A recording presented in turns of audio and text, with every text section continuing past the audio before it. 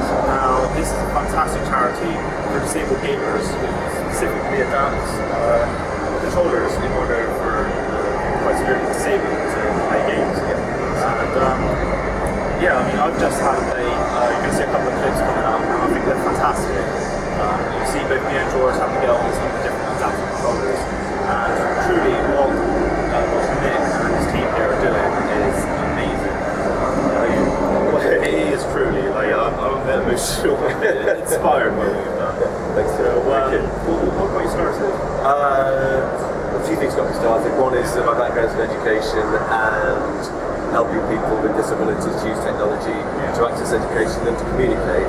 But what I realised was that where there's a huge great gap in the lives of people with disabilities was the ability to play games and express themselves by playing games and compete by playing games. And it's that great big gap, as I saw it, I wanted to fill it, and so that's why I started the charity. Gave up the jobs I was doing to do this, and no regrets at all. And it was the parents, with many of the kids, it was the parents who persuaded me at the end of an assessment where you'd say, where you help them to access their learning through assistive technology, they then say, that's great, but what's he going to do when he gets home from school at 3:30? How can he play with his brothers and sisters? What can we do together at the weekends? And it was that was the imperative that made me start the charity. I was going to say, it's amazing that no one's done this sooner, because gaming is such a massive part of our lives. Yeah. I mean, if you're watching this at home, then gaming is probably quite a big part of your life. And making this accessible, and all the games, fantastic games you've seen today, your charity is allowing people to play that, which no longer wouldn't be able to before. Yeah. That's incredible. Yeah, exactly. I mean, and it's anybody with any disability. So we're working with as wide a range as guys coming back from people coming back from Afghanistan with lost limbs who want to be able to do something again in the same way that they used to be able to. So we're helping them if they might just have one arm. Then we're helping them with special one-hand controllers. Children like the one that you saw who's lost all 4 limbs through meningitis. Find her a way to play.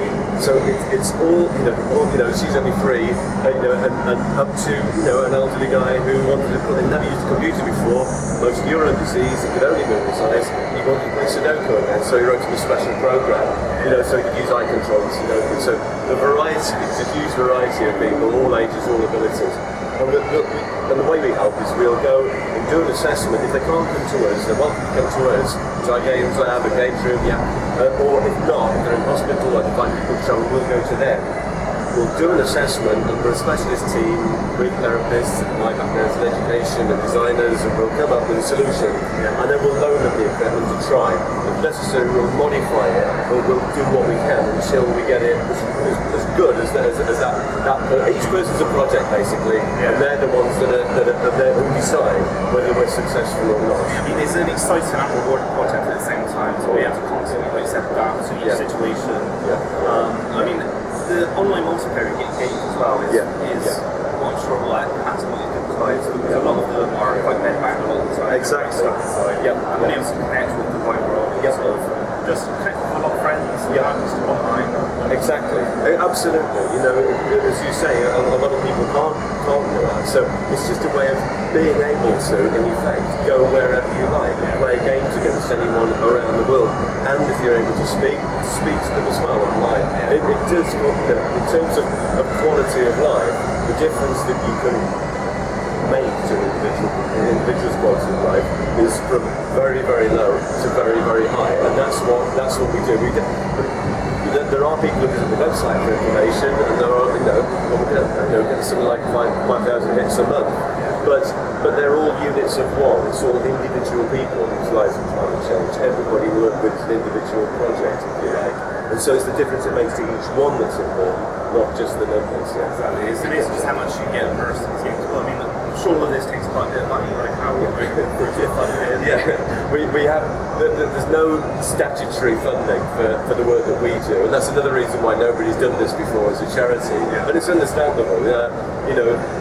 While there are funds available for projects that specifically say related to health or specifically related to education, it's not widely acknowledged yet how important games are to the quality of life and health of people with disabilities, and that's one. So it's one of the things we're trying to prove really, that this is an important area, but in the meantime, there are no statutory sources of funding, so we have to generate our own income, and gamers have been incredibly generous and very innovative in the way that they've come up with ideas. They're doing all kinds of stuff. There's somebody dressed as Pikachu here, getting a few quid, from friends, for coming and spending four days dressed as Pikachu, which is just brilliant. But sometimes it's a games marathon, and all people have been running the 10K for us. So it's a variety, or just think of their own idea. A little girl scooted 3 miles along the coast, on a scooter to raise money from a school friend. So all sorts, whatever people are doing, like something you just retweeting, messages. Brilliant. Everything, and it doesn't have to be money, it's sort of spreading the word, really. So whatever ideas people have, if they want to help us, some people are volunteering here, helping us on the stand. Some people have said, next year, if you want any extra help, we'll help you on the stand. So if somebody wants to help, there's a way, and it doesn't necessarily cost money. Exactly, it's incredible just how much sort of awareness is raising. I think that a few of our viewers will help and support the charity. So where can they find you? Yeah, well, basically, if they just Google special effects without an S, so Google special effects all one word, and go to the website, watch the videos. They're trying to raise the number of views during Eurogamer and beyond. But just have a look at that video, you get an idea in 2 minutes of the sort of work that we do. And then if you want to help in some way, get in touch. Or if you know somebody who needs help from us and you'd really like to be able to play games, then get in touch. And we'll do our best anywhere in the UK to be able to help that person find a way to play and then loan them the equipment they need to actually try it out. Exactly. I've seen for myself how you've changed lives here. So thank you on behalf of them, and thank you for joining us, Nick. Really appreciate it.